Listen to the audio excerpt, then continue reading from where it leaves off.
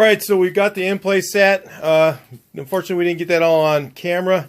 Kind of run you back through that. You set up your in-play tool on here, and you should be between this one's set at 5. 3 to 5 thousandths. We ended up with this one at 5. A little loose, but that's okay. Again, on that, if you saw the other video, you'll notice that we had to use a paper shim. Because sometimes you have to machine the flywheel to meet with the new crankshafts. They don't always meet on the same spec. So, again, this is a chromoly gland nut we got on here. We got a chromoly washer around here. And we got this tightened to the spec, to the torque to the right spec. And then we also have red Loctite on this now that we've got our in-play set. So while you're setting your in-play, you usually oil the threads, so because it'll sometimes these here will booger up because they're such a really hard steel. So you put oil in your threads and run it in and out. But your last time, what we always do is use the red Loctite to make sure it doesn't come loose. We did have to use a paper shim. Let me see if they have one. They come in a little package like this now. You get a bunch of them. You can buy them individually as well, but usually end up needing a few. Sometimes you put it on and then you tear it or something like that. So you end up making it that way. And we still use the flywheel O-ring as well. If you have this style flywheel, like some of these old 1500 ones, they have this little edge here. There's a different whole method for that. So we're going to put our drain plate on here. I don't think you guys need to watch that. I'm pretty sure that's pretty self-explanatory. So we'll bring you guys back in when we're doing, let's see. We still don't have these tightened yet. If you notice, these are still loose because we don't tighten those until we put the oil pump in. It's a very tight fit for that to go in here. And then we'll slide that oil pump in. So typically on your distributor drive, there's 2 shims that go in here. Every once in a while, you get a case that's been worn, and you'll have to put in an oversized shim. So you'll have 2 big thick shims in there, and I've seen people put more than 2 because the case in the bottom is worn. So keep that in mind. If you put your distributor drive in, you go to drop your distributor in and it doesn't lock in place, that's when you need to readdress that. Also, real quick, on the oil pump, remember this is a full flow engine, only on the full flow. If you're running stock oil cooler, you don't need to do this type of thing. We put these plugs in the oil pump, and on some engines, especially on the aluminum case, we run it on both. We'll put one in the aluminum case and also one in the oil pump for the same gallery or galley. So I'm gonna start saying gallery now. Watch me. But anyway, yeah. Oh, you'll be saying it right now. Some guys say, who cares? Subjective opinion. Totally don't care. No, I don't even. As long as you guys know what I'm talking about, we're good to go. So these go in there. These are available at the parts supply stores. They are a little hard to find. You can't always find them at a hardware store. The steel ones are better because then you can take them back out. If you use a brass one, it might be in there forever. Just keep that in mind. It will. All right, so gasket, strainer, gasket, cover. Make sure you put these on, especially if you're using your cap nuts. They're designed so that when you tighten this down, these cap nuts are the original style. They're designed so that when you tighten these down, so that it works out just right with those washers there. If you don't put the washers on, it might bottom out in here before it actually gets tight. That's the way they were designed. Alright, so on this one again, like we did on the other one, I know we put it together. We actually changed that on the 2007. We ended up running the stock pistons and stock springs. We still ended up with 80 pounds of oil pressure. Unless you're going to a ridiculous RPM, that is plenty of oil pressure.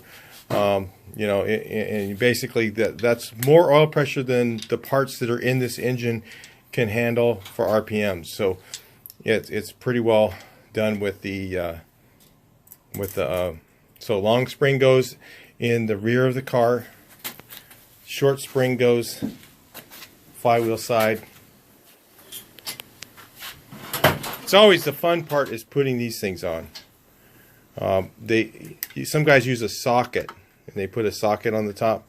Sometimes they're a little, especially when they're in the car. If you're putting the high pressure springs in the car, they're can be a pain. Sometimes the guys will put a socket over it and then turn it. We're just going to use a big screwdriver.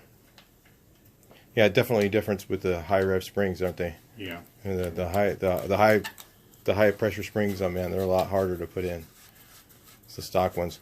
So we ended up with 80 pounds of oil pressure with this, with a 26 millimeter pump, because we port matched all the oil galleries, whatever you want to say.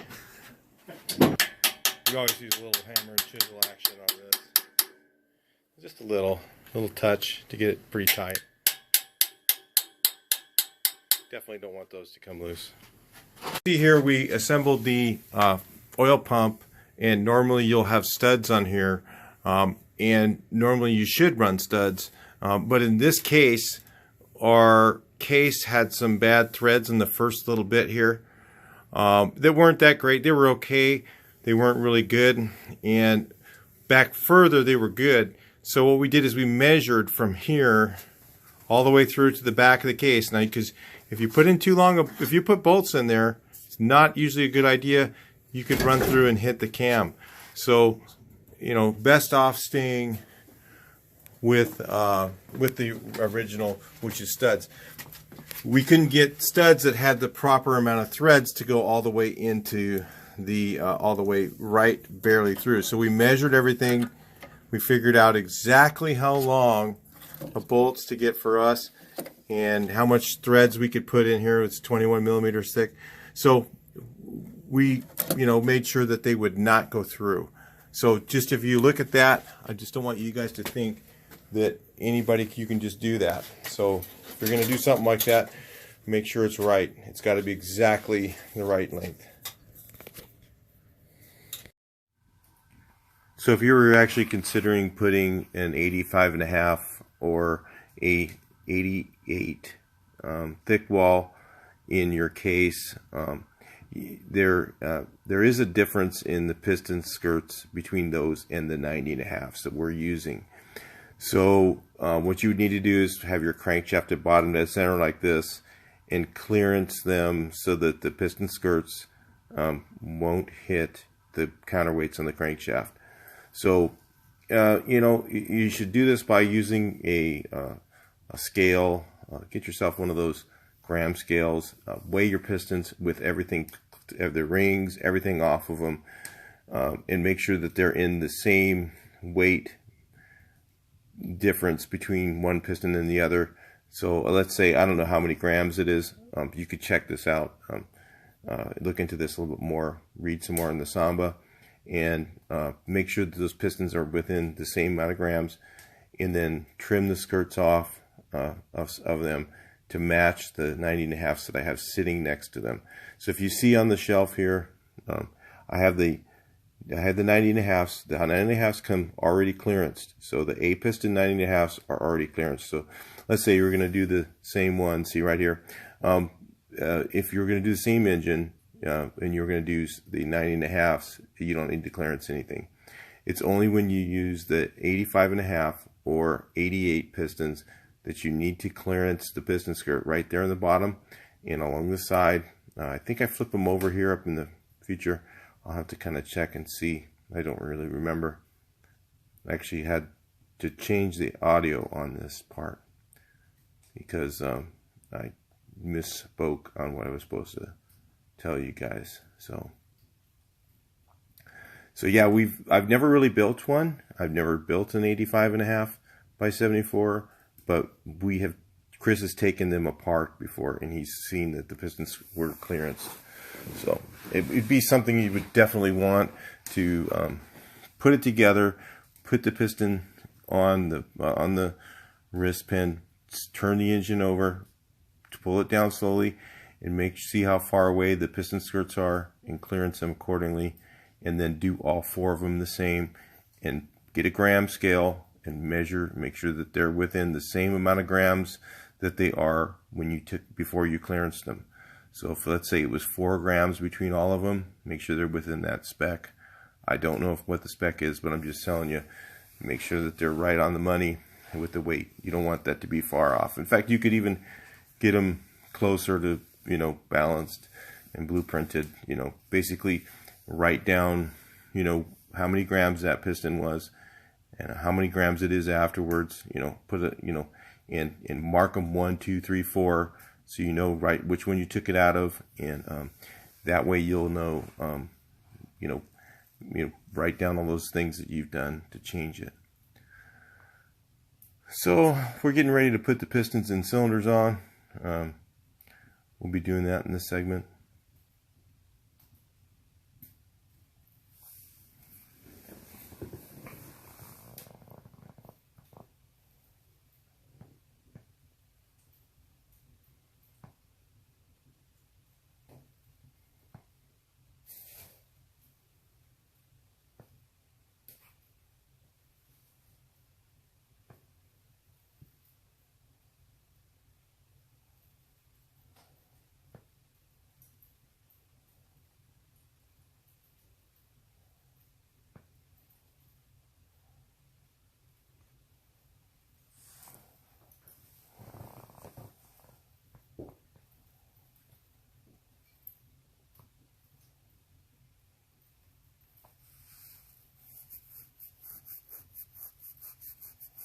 Yeah, the 88 would be a really cool engine to do by 74, but you will need to clearance the pistons. I wasn't sure, so I went to one of the parts supplies and I looked at the pistons, and I saw that they were the long skirts like the 85.5, so they didn't have the short skirt like the 80 or 90.5s do. I'm going to slide the pistons on. Use a ring compressor.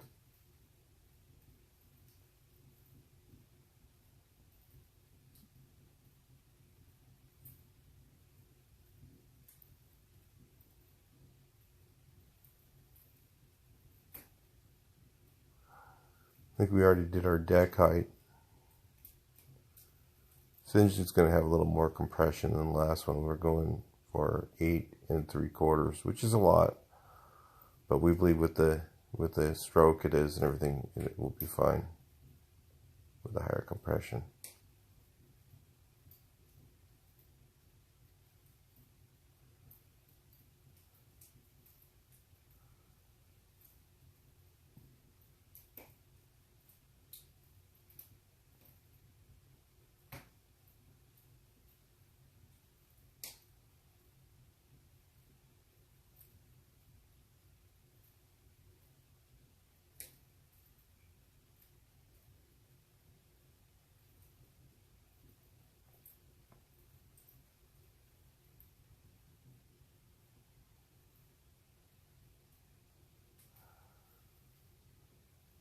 Yeah, we had already done our CC and our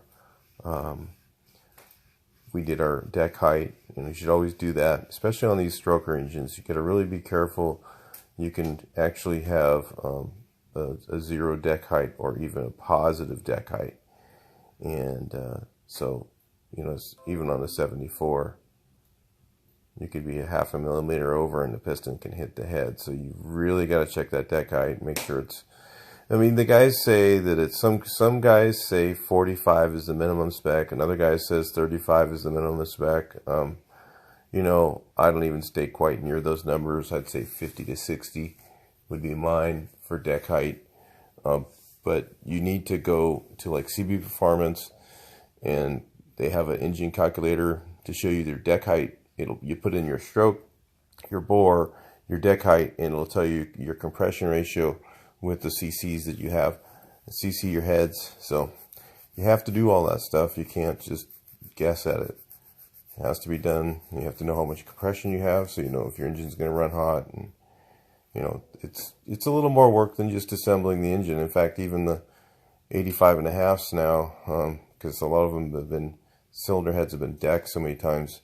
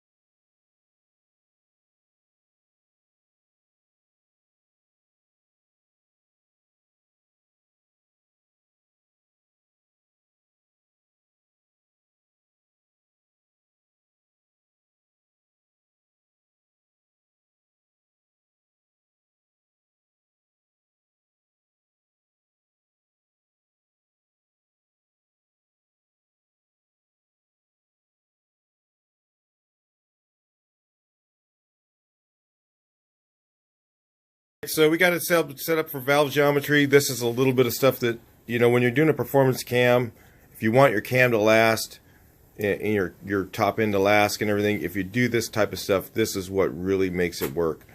On this, you can do a couple different things. On this one, we're using lash caps, and we're going. These are ratio rockers, and I'll show you what the lash caps do. Is this like the stock type of setup, where you can see this just rubs on there? And instead of it rubbing on the top of the valve, you have these little caps you put on each one of the valve stems, and then I think it's made out of chromoly, so it's like that. It's made out of chromoly. These caps are really nice, hardened. Maybe they're even like carbon. They might think they're carbon, actually. They're really hard steel, so it won't wear out the top of your valve as quick with a performance cam. So what we do is we set up this thing. You can get a dial indicator like this at Harbor Freight. You can make anything you want to make it hold on the top of the valve spring. And what you want is that when your valve is fully depressed, right? It's depressed. So when the valve is all the way depressed, okay, you get a measurement, and then when it's all the way up, you get a measurement. And what you want is so that and then what you do is you figure out what halfway between is. So if it's all the way down, all the way up, you figure out what exactly halfway between is by your dial indicator. So you go around. So this one, it's like, we came up with a measurement. I think it's like, I forget what it was. So it was like 287. So it's 190, or 387. So it's 192.5 is our middle point. So when we set it to 192.5 at the middle point, then we look at this gap between here and here, and we make sure that that valve is in the middle. Okay, so basically what it does is it makes your cam run in the center of the valve, because what will happen is if it's a little bit off, it'll kind of run to one side of it. It'll start to slowly bend your valves, or it'll actually start to wear your guide a little bit, because it'll be pushing at an angle. So we like use a straight edge to kind of see. I'm just showing you guys different things to do. You can use a straight edge to make sure that it's straight from the top of the valve to, or the top of the lash cap actually, to the top of that thing there. So what we do on this is we use we have a push rod that we set up, one of these cut to fit push rods, and we put these little, we actually made this, we threaded it and stuff like that to make this little thing here. I think you can actually buy these now. You can actually buy them. I think we made them. But you can do that you can make one with an old push rod. You can do whatever. You can tap it and then put threads in there. And then what we'll do is we'll come up with our push rod length. So to make it work out so that it's in that center thing. Also, on top of that, you're going to use shims here. So that you come up with the right height for your valve train to make it so it's centered. It's just kind of hard to explain, but remember what you're trying to do. If you just remember what you're trying to do is you're trying to make your valve, so that when it's in the middle, that part's level across, and that kind of gives you the basics. So to do that, we use the cut to fit push rods, and that seems to work the best. These are chromoly cut to fits. I think somebody used to make these in aluminum, but or you could use, some guys use stock push rods and they'll cut them. But the thing is, when you have that extra stress in your valve train, especially with the single high rev springs, it is a good idea to use the chromoly push rods. They're a little stronger than the other ones. But then you're going to need to do some different things on your valve adjustment. So we run our valves at 0 when we're using these, or a very, very short tolerance. We may end up with a tolerance on this one. I mean, that kind of runs into where that's up to you on that. But yeah, we use these cut to fits, and we'll actually use this one as a reference to cut our new push rods to the same length as this one is. Okay, so that's the whole object of the game. I hope you guys can understand it, but it is a little bit kind of hard to understand. But what you're trying to do, remember, you're trying to find that part where so that it's level, and that way it rides on the center of this. If you can see, it'll kind of walk from a little bit this way to a little bit that way as it goes down, but it will find the best part of the valve to ride on, so that you're not causing wear to one side of the valve because the geometry is a little off. They do have at JBug's website, they do have a little tutorial where it's like kind of a step-by-step. You can go to their website and they have tutorial of how to do this, and maybe it's a little video or something like that they're really going by step-by-step. But I'm just trying to give you guys a baseline so that you need to do something like this if you want your engine to last. Painting some tin in the wind. Yeah, a little more tin. We just gonna clean these up a little bit because they're in the back of the engine. The other ones we sandblasted, but we're just using Krylon. It's quick and easy. It dries fast. We like the satin. Comes out real nice. You got it at Walmart for pretty cheap. Make sure that you have these on your engine. Very important, on your heads. All right, so we use our push rod to hold these in place. Remember, so you take your nice new cut push rods, and he's going to go ahead and he's lubing those things up, or he's hitting them with that stuff there. I mean, you don't have to do that. Some guys do, some guys don't. That's up to you. We're just doing it for the hell of it. It doesn't hurt anything. And then you drop the push rod tube in, set it in place. You use the push rod to hold it so that it doesn't fall out while you're trying to put your heads on. You can do that, especially if you're on not on a good engine stand where it's tilted like this. If it's on the car, it really makes a difference when you're trying to do it, or on the ground. So some guys do this here with the seam. There's like actually a seam right here. If you can kind of see, let me twist it around a little bit more. You can see that. That's actually a seam where the two are put together, welded. Now if it's going to pop, where is it going to pop? On the seam, right? So you just slide the seams. I didn't show this in the last video. Put the seams up. It's like a precautionary thing. If you want to do it, that's up to you. But a lot of guys do that one. Rings. Lash caps. Now, again, we're using lash caps. You could use solo foot adjusters or elephant adjusters too. Those also do the same type of thing. Lash cap, I think lash caps are the cheapest. I'm not sure, but they do. Everything works. Especially when we have stainless steel valves. Can never put too much oil almost. The whole reason if you put too much oil, it's because it just makes a mess. You're trying to, but you should oil a lot of things. Forgot to show you guys the shims. Got a little ahead of ourselves. We were making the video and not thinking about the job. So anyway, that's make sure you're gonna know how many your shims are once you've done your geometry and all that. Make sure your valves, everything's gonna be straight, because sometimes you gotta raise the platform up a little bit to make sure that it's straight across in the middle when it's between the top and the bottom. So in the kit we had the 4 hardened nuts for the rockers too. So that's kind of nice. Maybe not necessary on this engine because it's not a giant cam, but it's always nice. You can't go, you can almost never go too much. Except for, like I said, if you go to dual springs and you don't need them, you're kind of shooting yourself in the foot. That's kind of, put dual springs on something and you're never going to rev it up high or use them. It can wear a lot of things out a lot faster. So again, torque your stuff. Yeah, there it is. Then while we got it up, we do the valve adjustment and valve cover on this side and flip it over. Yeah, this is where your spacers come in and all that stuff, because now we're at the right space here for these so that they adjust.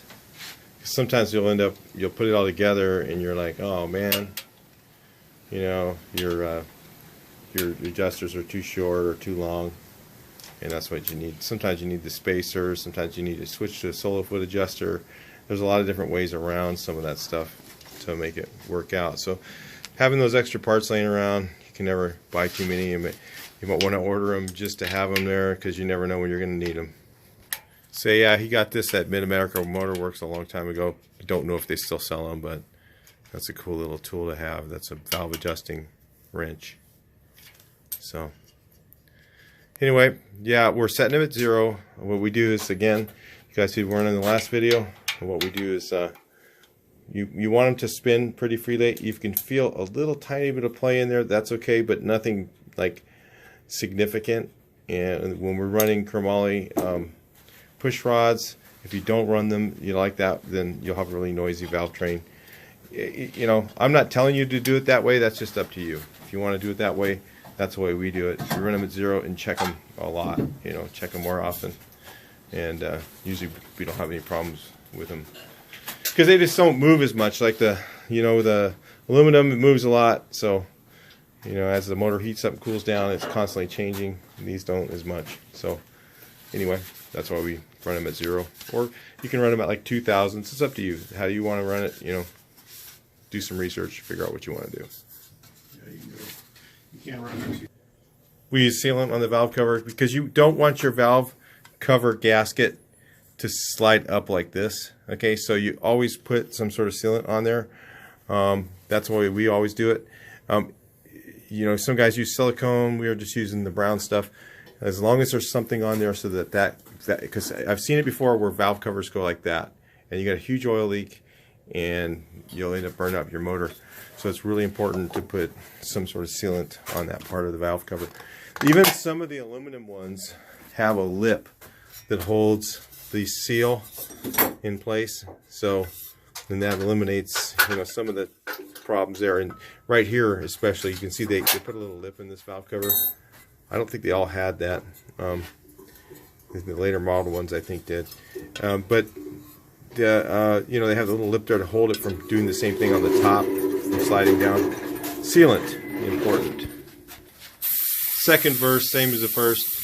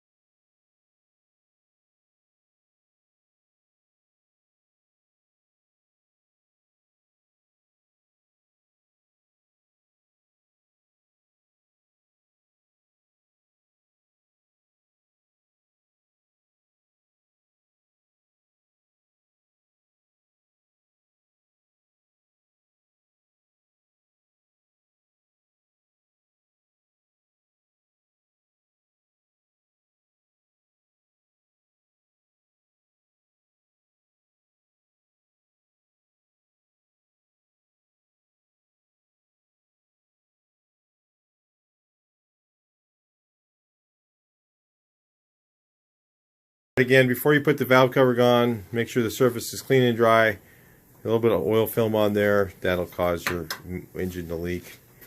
I was just joking earlier, if you watched my other video about the engine oil leaks. I don't think any of my engines leak oil. Maybe the 36 horse leaves like a drip after like a week. That thing sweats horsepower, man. I think it just sweats a little bit, but it doesn't leak. Nothing leaks. We keep them pretty good. I mean, we might have a little little tiny one drip every a month or something like that, or something. Well, you got people, which is a Volkswagen. I mean, hey, they all leak. You got the critics that are saying you're putting too much sealant on the damn cases. Well, if it don't leak. Yeah, if it don't leak. Well, but it's like, okay, there's a lot of things like that, but you know, they are prone to leak because of the design of the engine. I mean, you're talking about 1930s design, and you know, it's, you know, the way it's made. It's just, yeah. Back then, an oil leak was like part of your car. You know, back in the 30s, cars didn't leak oil. You didn't think it ran. Well, usually the theory is when it stops leaking oil, it's out. Yeah. So that's when you. Yeah, there you go. Yeah, when it stops leaking, you have no oil in your engine, so you better go put a cord in. Yeah, when it's knocking, I stop and I put my oil in, right? No, come on. Anyway, yeah, we got one spark plug, and that's what's fighting us the whole time we were turning this thing over. One spark plug we didn't take out. And we're going to take it out. And, well, anyway, we're going to be doing the rest of this engine here. I don't know if we'll put this in the same video. Maybe we will. I think we will, but I got to get the tin for it. Right now, I don't have any. And then debating on exhaust, you guys. I think we're going to have to go another merge system on this one. I think it's not going to like a stock exhaust either. I was hoping that we just put too much in the last one. We put a lot of cam in that thing. And but this one's got a little less of that, but it's still, with these ports and everything, it's going to like it's going to like a merge system. So I'll have to do my homemade heater boxes. We actually have a new idea for them, so we'll probably put a new video up for that. Anyway, we'll either continue this or I'll summarize it in a minute, and then we'll close you out.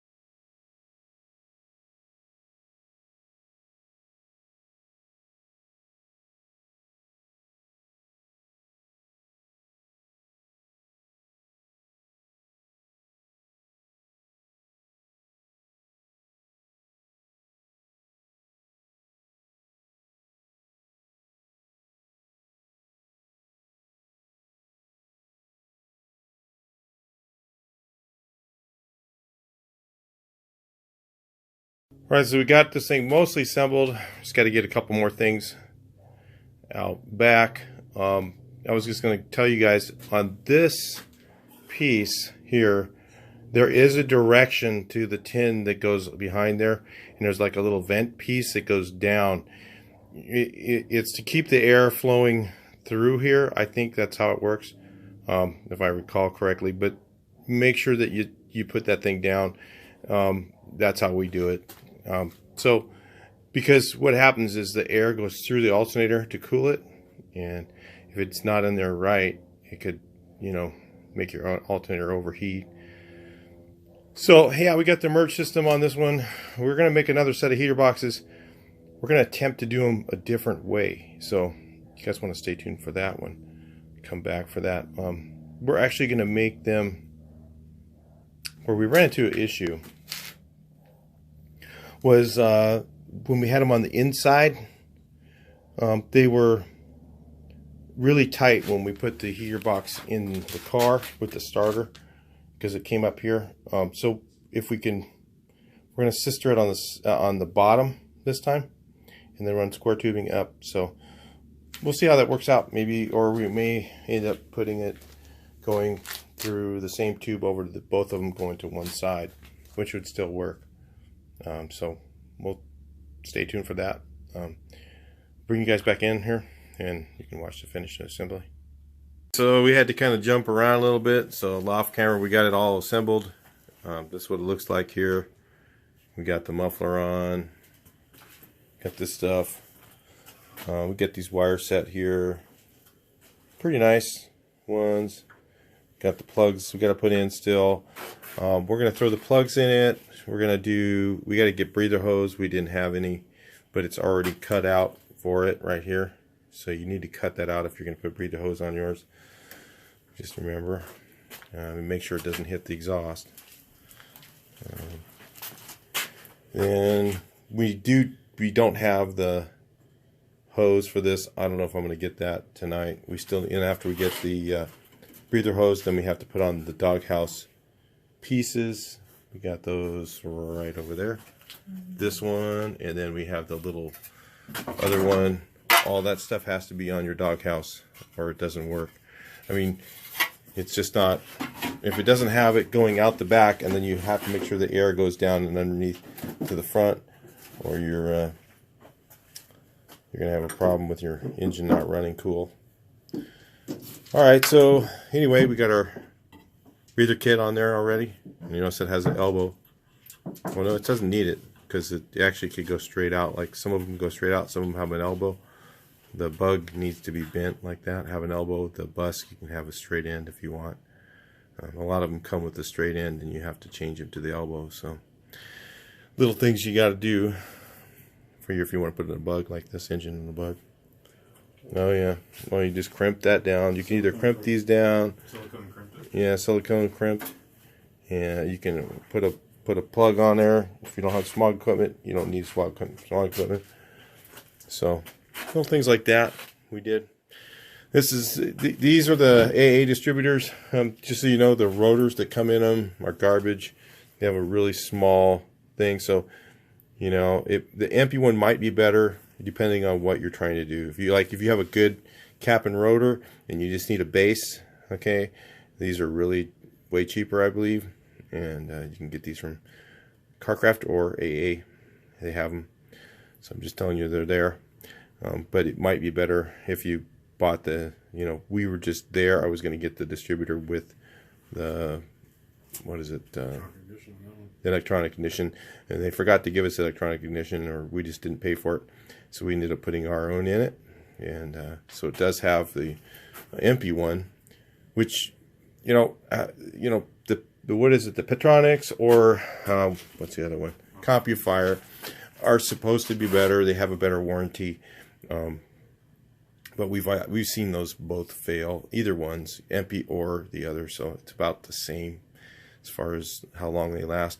Maybe better with Petronics. It's just up to you, or with CompuFire, one of those two. I don't know if maybe they're both the same. I don't know. I have no idea. They may be repackaged in the same stuff. Who knows? A lot of that stuff happens in Volkswagen. So anyway, that's it for the 2007. Or no, this is the 2007. This is the 1904 74 stroker, and a few ideas in there. Oh, one more thing I didn't say, and I wanted to say in the last videos about the light and flywheel. A lot of people think it's not a big deal to have the heavy flywheel, and it actually can be, because remember, this is a dowel pin crankshaft, and when you have all that extra weight and the bigger engine wants to rev faster, it's more stress on those dowel pins, So it's just better to have, it's a little bit better for the engine to have the light and flywheel as well. So especially when you have all the weight on the crankshaft already. So anyway, it's just one of those things to think about when you're doing your engine. All right. We'll talk to you guys in the next video. If you have any questions, make sure you make those comments below. Whatever, good, bad, we want to hear them. And go ahead and get them down there, wrap them up, figure out something that you want to see, something you want to know. We'll try and answer those questions. Talk to you in the next video.